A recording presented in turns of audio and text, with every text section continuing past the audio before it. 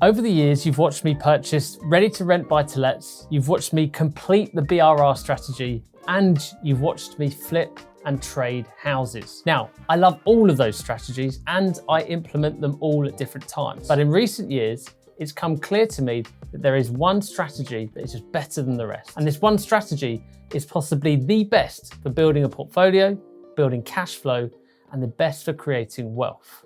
Let me explain. You see, first, we need to start with what actually makes a good property investment. The first thing that I think makes a good property investment is low capital tied up. What do I mean by that? Okay, well, firstly, if we look at a turnkey buy-to-let property, if we buy something which is, £400,000 and we do that with a mortgage, we're going to be tying up £100,000 of capital. We don't really want to do that. If we've only got a limited pool of money, that's going to stop our investment journey quite quickly. Whereas if we buy a property that's not 400,000, but it's £100,000, well, that's only going to tie up £25,000 of our capital. Obviously, we're going to have our fees, solicitors, stamp duty, etc., on top of that. But what we want to try and do in property is to tie up as little money as possible so we can keep the journey going on. The second thing that makes a good property investment is going to be cash flow. And when we talk about cash flow, we're also talking about ROI, so return on investment. Why is that? Why is that important? Well, we want to make sure that when we're buying something, we're renting it out, that we're actually making a profit from that. Okay, I don't buy into or believe, like some people do, that it's a good idea to simply buy a property, rent it out, and if that property doesn't make any money, it doesn't matter. Because the most important thing is to own it for 10 years and get the capital growth. No, I think it needs to cash flow. I think it needs to profit. And why does it need to do that? Because it needs to offset any void periods, any maintenance, or any problems that come up along the way. So good cash flow, good ROI. And that does somewhat tie in with low capital tied up. The lower amount of capital you have tied up, the more ROI you're going to have. Cash flow is obviously not necessarily linked to that, but you're more likely to have good cash flow if you haven't got a massive amount of debt to be servicing each month. Number 3 is going to be capital growth. Okay, we want exposure to capital growth. And I actually think this is the most important part of property. I've just mentioned how we shouldn't buy a property and then just sit on it purely for capital growth. It needs to cash flow. I truly believe in that. However, I think that we should be buying properties with capital growth in mind. Capital growth is the main thing that builds wealth for property investors from what I've seen over the years. Last but not least is we want low maintenance, okay? We simply don't want endless amounts of problems with our properties because that's going to eat into our cash flow and it's not going to make it worthwhile holding that property long term to get the capital growth. Okay, if you don't want to hold it because it's stressing you out, it's causing you too many problems, well, you're never going to get the benefit of the capital growth because you're going to sell the property before that ever happens. So low capital tied up, good cash flow, exposure to capital growth, and last but not least, low maintenance. We want our profits to be saved by not having things coming up regularly. So now let's compare those attributes to the 3 main strategies that I am going to be mentioning today. Okay, for the record, I am not mentioning service accommodation and I'm not mentioning HMOs. Okay, they are not strategies that I implement or am interested in doing myself. Okay, you might have seen me do videos with people that do these strategies, and I've got very close to doing some of those strategies myself in the past after learning about them. But personally, I like to stick to the core strategies: BRR, turnkey buy-to-let, and doing flips. So let's review these strategies and match them up. Starting with flips. Now, for those of you that don't know, which probably most of you will, when you flip a property, you are simply buying a rundown house, okay? Something that's, let's just arguably say 100K. You're then spending money, you're doing the refurbishment, you're doing works to it. Let's say you spend 25K. And at the end, you are selling it for more money, okay? You are selling it, you are flipping it, you're trying to make a profit. So this property is now shiny, it's all ready to go, it's ready to hit the market. Perhaps you're selling it for 175.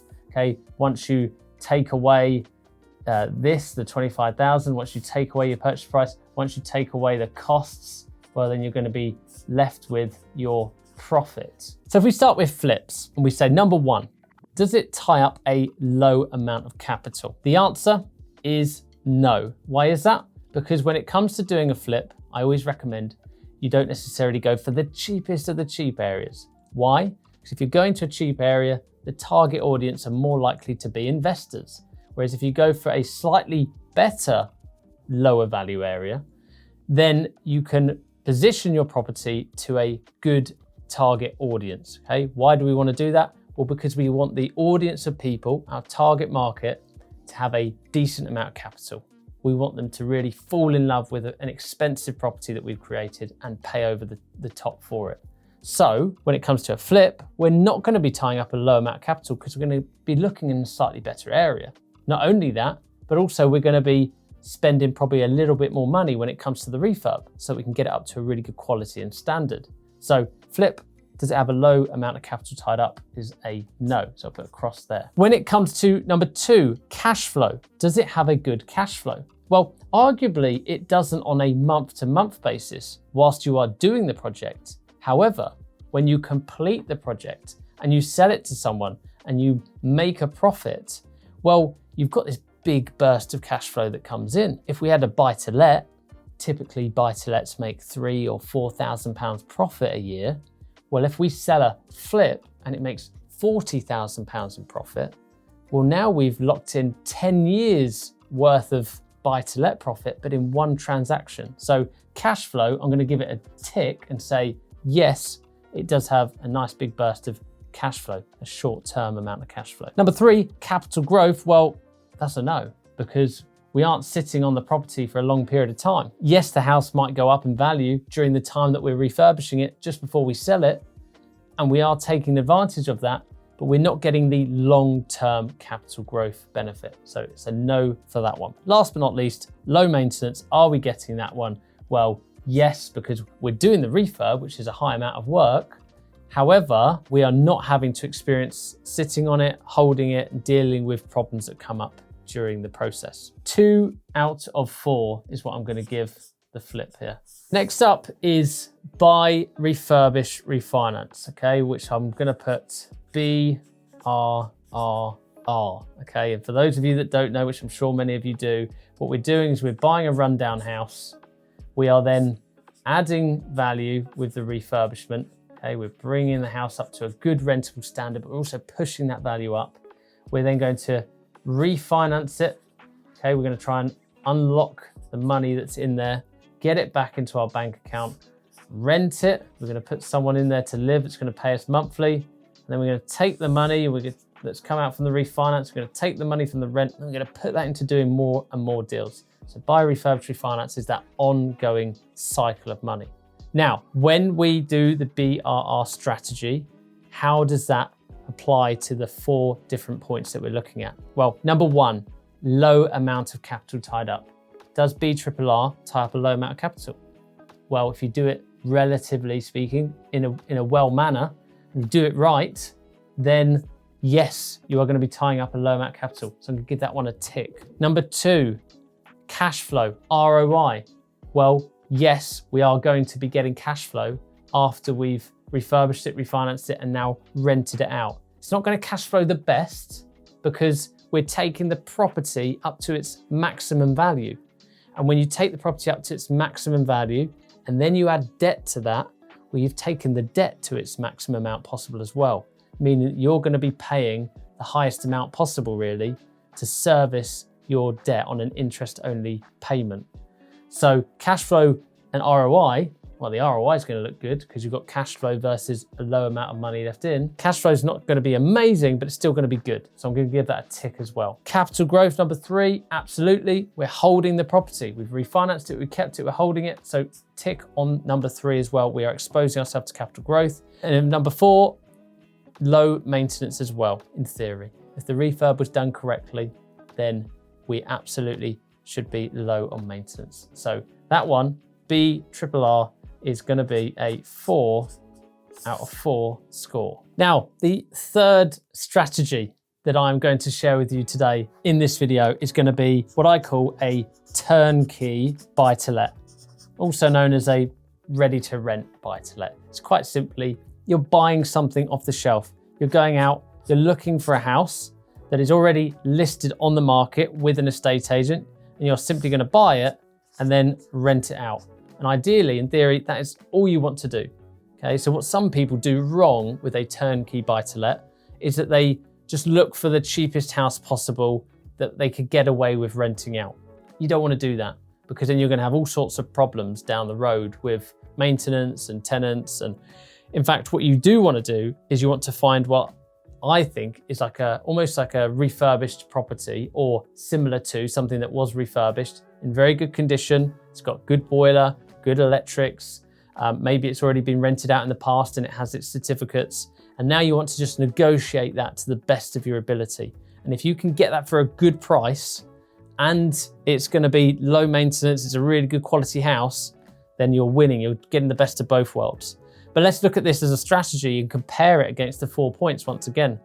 Turnkey buy-to-let. If we find something for £100,000 in one of the really good investment areas that the UK has to offer, okay, now perhaps we get an offer accepted on that of 85,000 or 90,000, because we say, look, I'm in a position, I'm ready to go, I'm ready to buy it off you, can complete in 6 weeks or 8 weeks. This is my offer, take it or leave it. If you do that on enough properties, you might get a discount.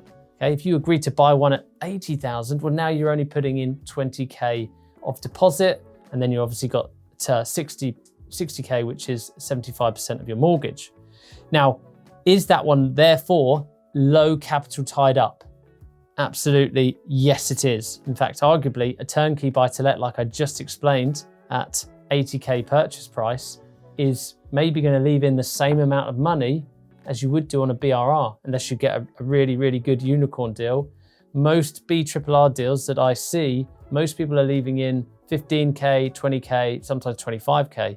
Arguably, if you get a really good turnkey buy-to-let, you might be only leaving in 25K, 30K anyway. So it's quite similar. Number 2, does it cash flow well? Absolutely yes. Arguably better than the BRRR, because you're not pushing the price up to its maximum value and then putting the debt on it. Okay, instead, actually, you're trying to buy it for the best possible price, even though it's in good condition, and then you're putting your debt on it. So it's got a lower monthly interest payment, and therefore it cash flows even better. So give that one a big tick too. Number 3, capital growth. Yes, you are absolutely exposed to capital growth. Not only that, but if you buy a turnkey buy-to-let, at 80,000, but the house is worth 100,000, you buy it, you rent it out, you sit on it for 2 years, well, you might be refinancing not only at 100,000 to release that capital in the future, but now maybe more if the property has gone up in value. So capital growth, also a big tick. Number 4, low maintenance. If we revisit what I said just before going over these points, the purpose of getting a good turnkey buy-to-let is buying one that's a good quality piece of stock. We're not trying to buy something that's riddled with problems.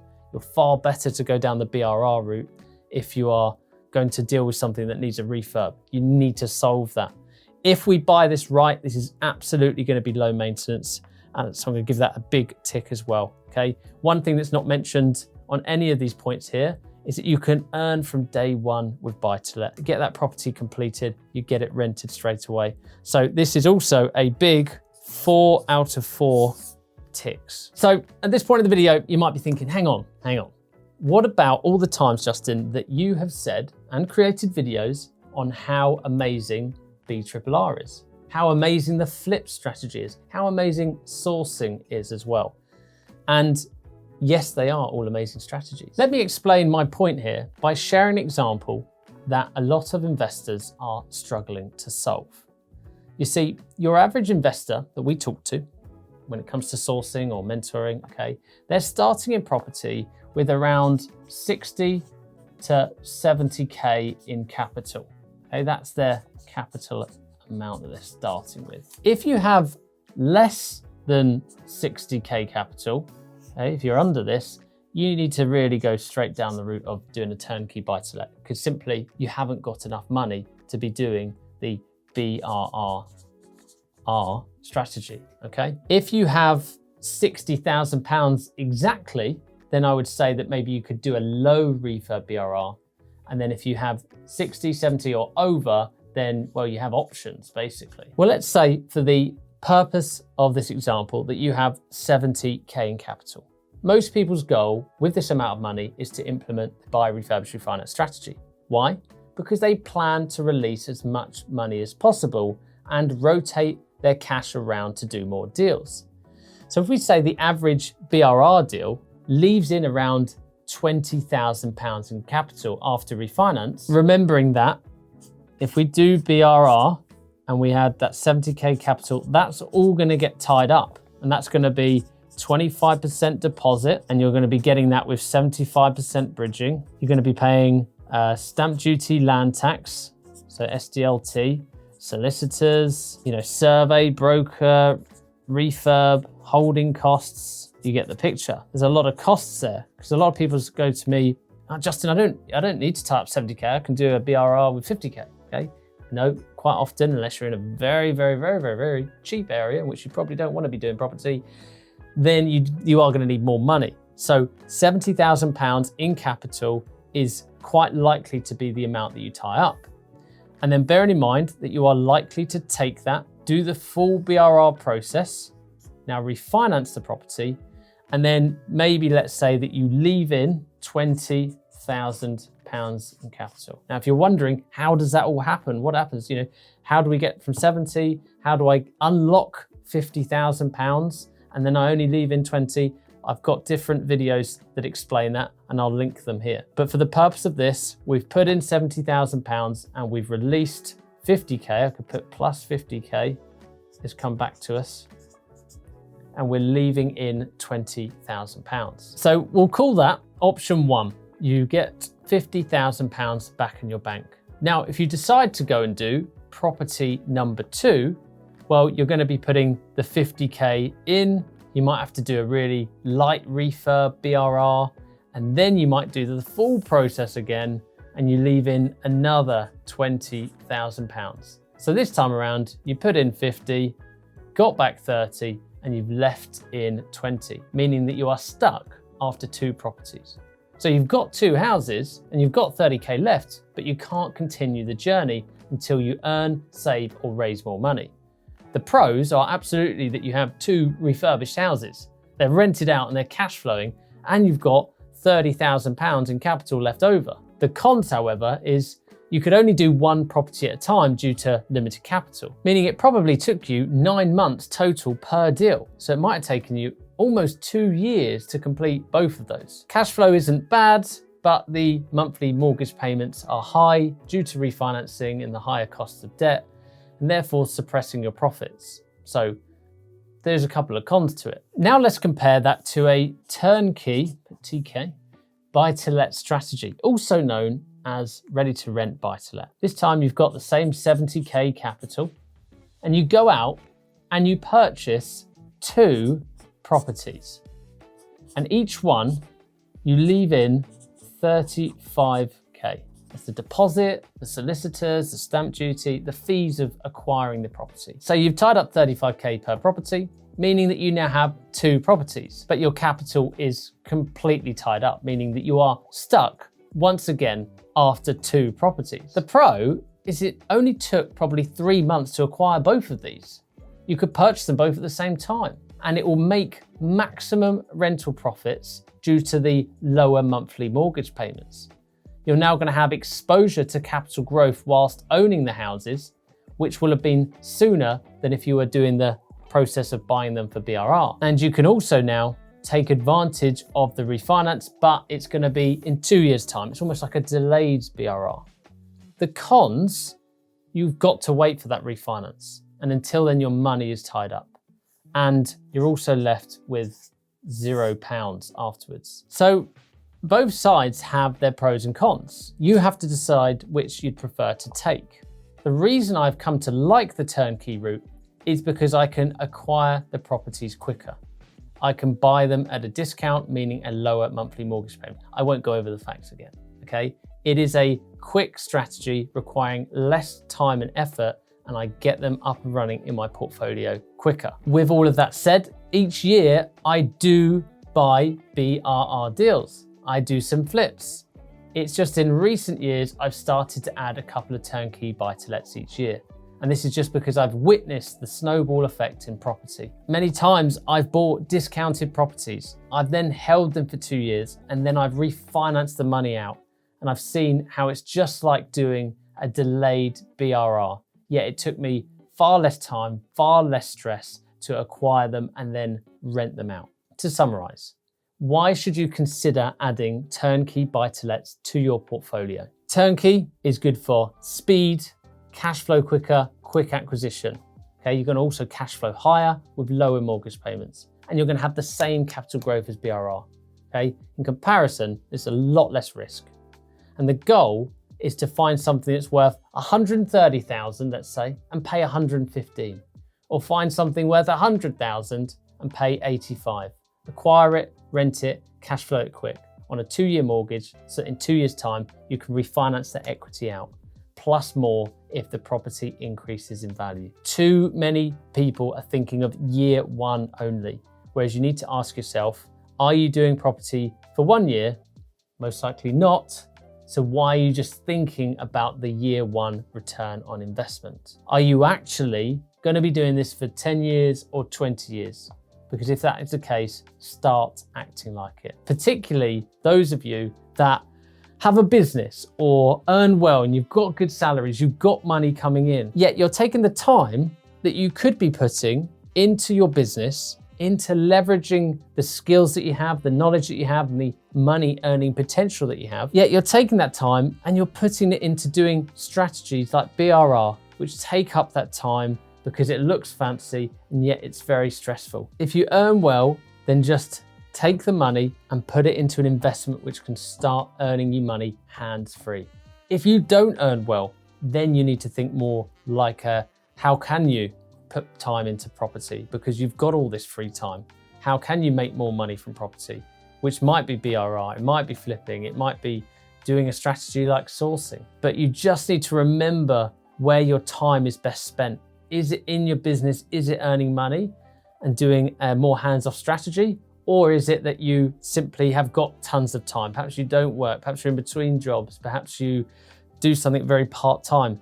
Then you definitely do need to be more hands-on in property. You need to put yourself to use. Overall, I hope this video is useful. I hope it offered a different perspective on BRR versus turnkey buy-to-let properties. Thanks for watching, and I'll see you in the next one.